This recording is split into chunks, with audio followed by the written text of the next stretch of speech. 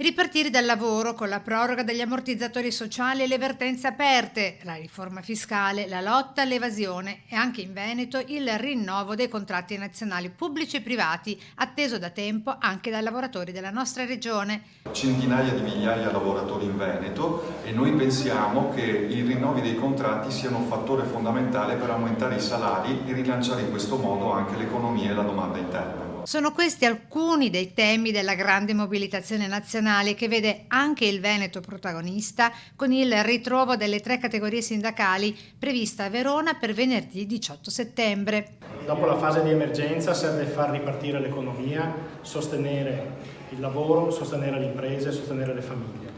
Per fare questo serve anche in Veneto un forte patto fra tutte le parti coinvolte perché lo sviluppo non arriverà da solo. Gli altri temi, il diritto all'istruzione e ad una scuola sicura, conoscenza e cultura, investimenti, politiche industriali, digitalizzazione, legge per la non autosufficienza, previdenza e inclusione sociale. Non una lista della spesa, ma un progetto paese. Questo che chiediamo al governo, di avere un progetto chiaro per il rilancio del paese e utilizzare le risorse per il futuro, per non lasciare il debito ai nostri figli.